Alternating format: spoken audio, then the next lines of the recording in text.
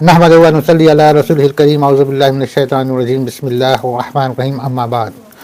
برادران اسلام، واجب و احترام بزرگوں، دوستوں، میرے پیارے ناظرین، السلام علیکم ورحمۃ اللہ وبرکاتہ. محترم ناظرین، الحمدللہ اللہ سبحانہ وتعالیٰ کا کرم ہے، احسان ہے کہ اللہ سبحانہ وتعالیٰ نے ہمیں آگے شوق دیا ہے کہ ہم آپ کے سامنے اللہ سبحانہ وتعالیٰ کی ذکر کریں، اللہ کے کلام پر چند گفتگو کریں اور قرآن پاک پر ہم لوگ غور و فکر کریں.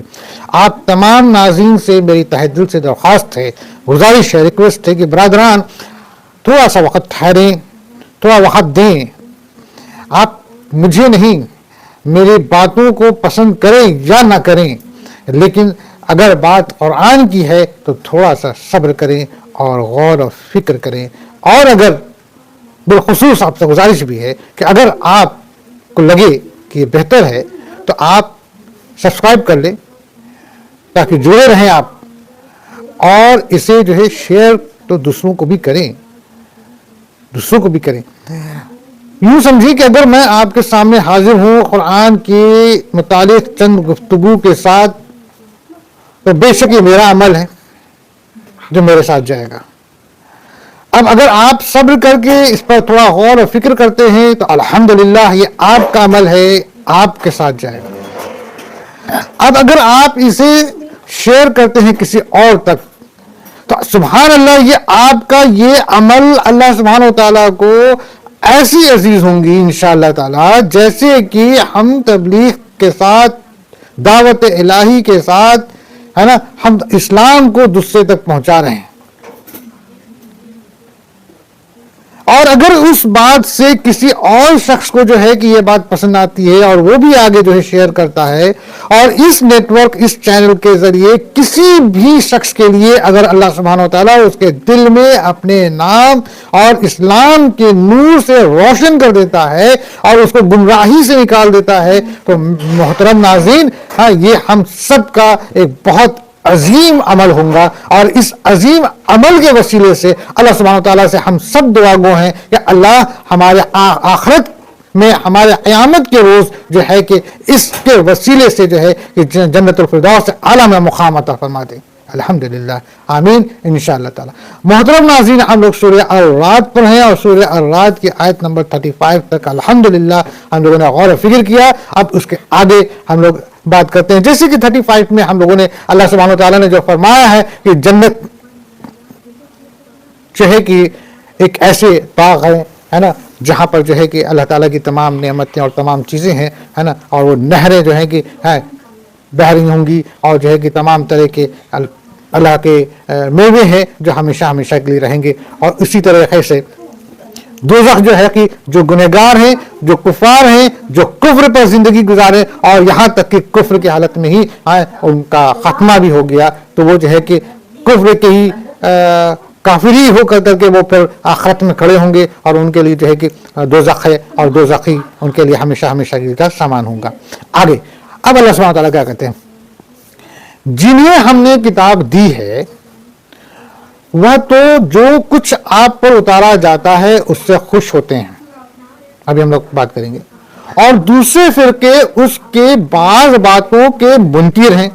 آپ اعلان کر دیجئے کہ مجھے تو صرف یہی حکم دیا گیا ہے کہ میں اللہ کی عبادت کروں اور اس کے ساتھ شریک نہ کروں، کسی اور کو شریک نہ کروں. میں اسی کی طرف بلا رہا ہوں اور اسی کے جانب میرا لوٹنا ہے. الحمدللہ. اب ہم لوگ اس پہ غور کرتے ہیں. اللہ سبحانہ وتعالیٰ کیا کہتے ہیں کہ جنہیں ہم نے کتاب دی، جنہیں ہم نے کتاب دی یعنی کہ وہ تمام دیگر لوگ جن پر اللہ سبحانہ وتعالیٰ نے آسمانی کتابیں اتاری، یعنی کہ توریت، زبور، انجیل اور یہ قرآن، وہ تو جو کچھ آپ پر اتارا جاتا ہے اس سے خوش ہوتے ہیں.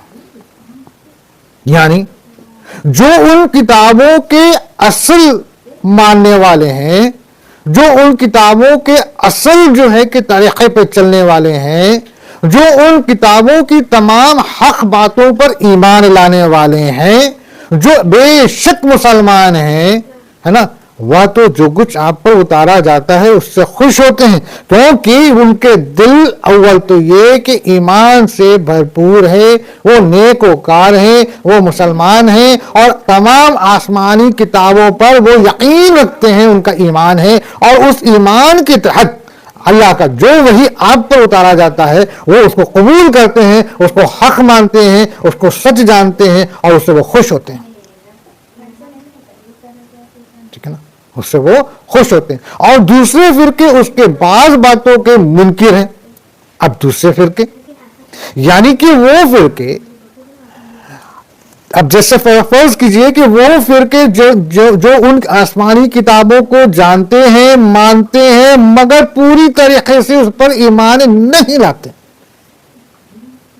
اور وہ فرقے جو ان آسمانی کتابوں پر ہی ایمان نہیں رکھتے، اور وہ فرقے وہ لوگ جو ڈھلمل ہیں، جن کا پوری طرح سے ایمان اور مسلمان جو نہیں ہیں، وہ جو ہے کہ کچھ اگر ایسی باتیں کر دی جائیں جو ان کے من کے مطابق ہیں، جس کو وہ سننا پسند کرتے ہیں، ان باتوں سے وہ خوش ہو جاتے ہیں. اور جن باتوں کو وہ جو ہے کہ نہیں ماننا چاہتے، نہیں قبول کرتے، اپنے دلائل اور اپنے طریقے کے جینے کے طور طریقے پہ جینا چاہتے ہیں، اس کو نہیں مانتے. یعنی کہ وہ تمام، جیسے کہ یہود، وہ جو ہے کہ آپ کے بیت المقدس کو مانتے تھے، انفیکٹ آج بھی مانتے ہیں. تو جب تک ہمارے آقا حضور صلی اللہ علیہ وسلم جو ہے کہ بیت المقدس کی طرف وہ رخ کر کے نماز پڑھتے تھے، وہ اس بات کو ایکسپٹ کرتے تھے. ٹھیک، یعنی کہ ان کو وہ بات پسند آتی تھی کہ ہاں بیت المقدس کی طرف عبادت کی جا رہی ہے، کیونکہ وہ مانتے تھے. اور بعض جو ہمارے آقا حضور صلی اللہ علیہ وسلم اللہ کی وحی، اللہ کی قرآن جو ان کے سامنے سناتے تھے کہ میں پیغمبر ہوں، میں آخر الزمان، میں اللہ کا وہ رسول ہوں جس کی تمام کتابیں، پہلے کی بھی کتابیں جو ہیں کہ بتا چکی ہیں، بتا دی گئی ہیں، وہ میں ہی ہوں، وہ اس بات کو نہیں مانتے تھے. کیوں؟ کیونکہ ان کا تو یہی تھا کہ آپ کا جو ہے کہ بنی اسرائیل میں سے آخر زمان، آخری نبی، آخری رسول آئیں گے. یہ بنی اسماعیل میں ہو.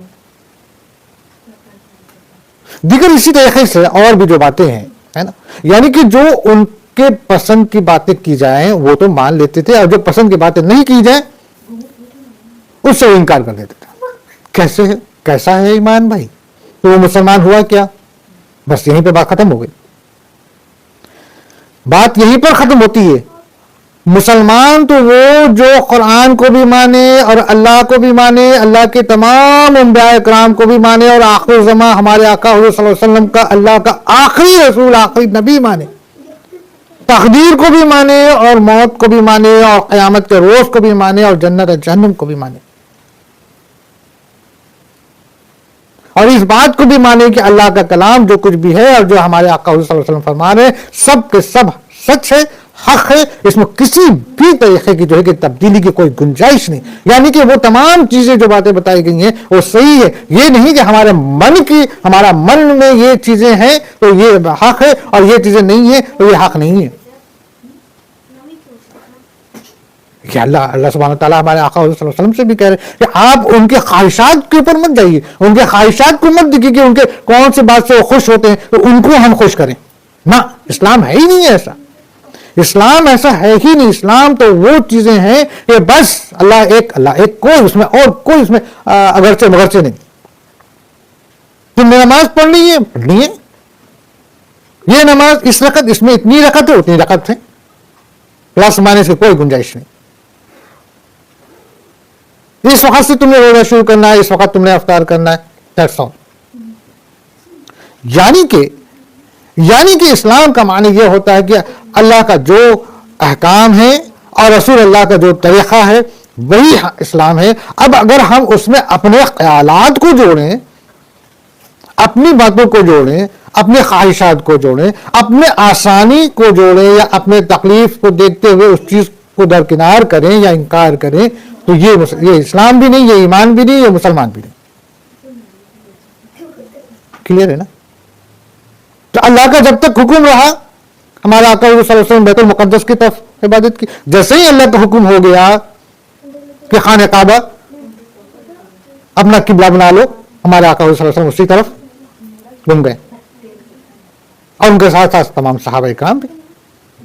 تو یہ اس طریقے سے تمام باتیں جو اسلام کی ہیں، جو قرآن کی ہیں، اور جو تمام کتابوں کی ہیں جس میں اللہ کا جو ہے احکام ہے جو بتایا گیا، تو جو مسلمان ہیں اس کو خوشی خوشی مانتے ہیں. Yes that is correct, it is right, no changes. لیکن جنہوں نے انکار کیا، کچھ باتوں کو اپنایا، کچھ باتوں کو انکار کیا، اول تو یہاں پر فیصلہ یہی ہو گیا کہ یہ ایمان والے نہیں، یہ ہم میں سے نہیں. ہو گئی دوسری طرح کی جماعت. ایک وہ جو ایمان لائے، یقین کیے اور تمام احکامات کو نبھائے، اور ایک وہ جماعت جو اپنے طریقے سے جیے، اپنے طریقے سے جو ہے کہ اپنے اصول بنا لیے اور اپنی عبادت بنا لیے. اول کتاب جو بھی توراۃ، زبور، انجیل ہے، سب میں تو اللہ نے یہی کہا ہے کہ میں تمام کائنات کا رب ہوں، رب العالمین ہوں. اور ان کتاب میں اس دور کے پیغمبر جن کے اوپر کتاب نازل ہوئی ان کو بتایا گیا یہ ہمارے یہ رسول ہے، پیغمبر ہے. اور یہ بتایا گیا کہ دیکھو تمہارے سامنے حق یہ ہے، یہ ہے، یہ ہے، کرنا ہے. تو جو اس بات پر عمل کی وہی مسلمان ہوئے نا. ان کی کتاب میں بتایا گیا، ان کی کتاب یعنی کتاب تو تمام آسمانی ہے، ہماری بھی ہوئی، ہاں جو اب بدل دی گئی وہ اب ہماری نہیں ہوئی. جو ریئل تھی obviously وہ ہماری ہیں. اب جو اس وقت پریزنٹ وقت میں جو ہے وہ بدلی ہوئی کتاب ہے، وہ ہماری نہیں. تو بات ہے. تو اب ان کتابوں میں بھی ہمارے آقا حضور صلی اللہ علیہ وسلم کا ذکر تھا، تمام باتیں اس میں بتائی دی گئی تھیں کہ آخر زمان ہمارے آقا حضور صلی اللہ علیہ وسلم آئیں گے، ان کا نام کیا ہوگا، کہاں وہ ہجرت کریں گے، اس وقت کے ان کے ماننے والے کیسے ہوں گے، تمام چیزیں. اور جب ہمارے آقا حضور صلی اللہ علیہ وسلم جب دنیا میں تشریف لائے تو جو حقیقتاً ان کتابوں کو عمل کرنے والے تھے انہوں نے تو ترنت ہی ہمارے آقا حضور صلی اللہ علیہ وسلم کو، ہمارے آقا حضور صلی اللہ علیہ وسلم پر ایمان لے آئے خوشی سے. اب جو ان کتابوں کو بھی حقیقتاً مطلب کہ قاعدے سے نہ ماننے والے جو لوگ تھے وہ نہیں ماننا ہے، تو وہ یہود ہو گئے، نصارہ ہو گئے. جنہوں نے مانا وہ مسلمان ہو گئے.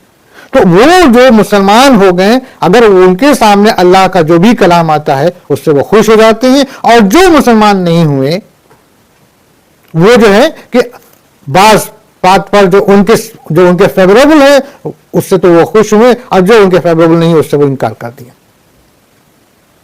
آپ اعلان کر دیجئے کہ مجھے تو صرف یہی حکم دیا گیا ہے کہ میں اللہ کی عبادت کروں اور اس کے ساتھ شریک نہ کروں. یعنی کہ اللہ سبحانہ وتعالیٰ کہتے ہیں کہ آپ بتا دیجئے، آپ بتا دیے ہمارے آقا حضور صلی اللہ علیہ وسلم کو، اور ہمارے آقا حضور صلی اللہ علیہ وسلم جو کہ صرف اللہ ہی کی عبادت کرتے ہیں، اس کے سوا کسی اور کی نہیں. تو اللہ کہتے ہیں کہ آپ ان سے بتا دیجئے کہ آپ صرف اللہ ہی کی عبادت کرتے ہیں اور اللہ کے سوا کسی اور کی عبادت نہیں کرتے، اور نہ کوئی آپ کسی کو کہتے کہ کوئی اور خدا ہے، نہ کوئی خدا کے جیسا، نہ کوئی خدا سے چھوٹا، نہ کوئی خدا سے ایسا یا ویسا کسی بھی طریقے کا کوئی اور دوجا ہے ہی نہیں. آپ کہہ دیجیے کہ آپ صرف میں یہ عبادت کرتے ہیں، یعنی کہ اللہ ہی کی عبادت کرتے ہیں اور میں اسی کی کروں گا. تم کو خوش کرنے کے لیے تمہارے کہنے میں آ کر کے ہم کسی بھی طریقے کا اس میں کمپرومائز نہیں کر سکتا. یہی ہے اسلام. جہاں بات ایمان کی